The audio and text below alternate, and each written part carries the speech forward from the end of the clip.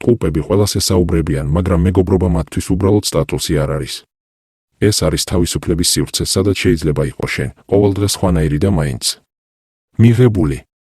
სოციალური სუპერვარსკვლავი ან მარტოსული მოგზაური. ტყუპები შეიძლება ყველაზე კომუნიკაბელურები ჩანდნენ, მაგრამ ეს არ ნიშნავს, რომ მათთვის ყველა მეგობარია. ისინი 1000 ადამიანთან ინარჩუნებენ კონტაქტს, მაგრამ ნამდვილი მეგობრები იშვიათი მარგალიტივით ჰყავთ. მეგობარი ტყუპებისთვის თანამოსაუბრისა და თანამგრძნობის ერთიანობაა. თუ არ შეგიძლია საუბარი, ვერ იქნები ტყუპის მეგობარი. თუ არ უსმენ და არ აზიარებ იდეებს, მათი გული შენთვის არ გაიღება. მეგობარი მათთვის ისა, ვინც გონებრივადაც ამშვიდებს და ერთდროულად აღაგზნებს ფიქრით. სიცილი, მათი მეგობრობის ხერხემალი. ტყუპი ვერ იქნება ისეთ გარემოში, სადაც სერიოზული დაძაბულობაა. მას უნდა ის, ვინც იცინის კულწრფელად.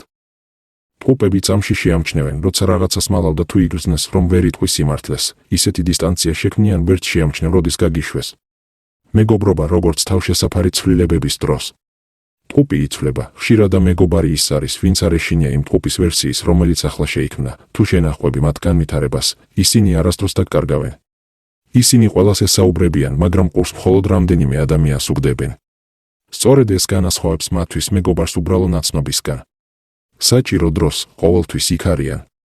შეიძლება ხშირად იცინიან, ხუმრობენ და თითქოს არავინ და არაფერი არ აღელებთ. მაგრამ როცა დაგჭირდება, ტყუპი იმაზე ჩუმად და გულწრფელად დაგიდგება გვერდით, ვიდრე წარმოიდგენდი. ისინი ემოციურად გულღია მეგობრებთან არიან. ტყუპს ემოციების გამოხატვა უჭირს ბევრის წინაშე. მაგრამ ნამდვილი მეგობრის გვერდით შეიძლება ისეთ რამეებზე ატირდნენ, რასაც არც კი ელოდები და იცოდე, როცა ტყუპი იტირებს შენს წინ, შენ მათ სამყაროში უკვე ხარ. მეგობრობა მათთვის არ არის ჩარჩო.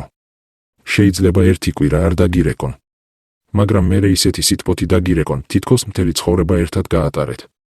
ტყუპისთვის მეგობრობა მუდმივი კავშირია და არა მუდმივი კონტაქტი. თუ ხარ ტყუპის მეგობარი, უკვე მათ სულში ხარ, ეს ნიშნავს, რომ შენ ხარ მათი აზრის თანამგზავრის, სიცილის თანამოზიარე და გრძნობის ჩუმი მოწმე. შეიძლება არ გაგიზიარონ ყველაფერი, მაგრამ შენზე მაინც პირველი იფიქრებენ და როცა ეს ფრთაგაშლილი არსება გენდობა, შენს ცხოვრებას ფერი ეცვლება.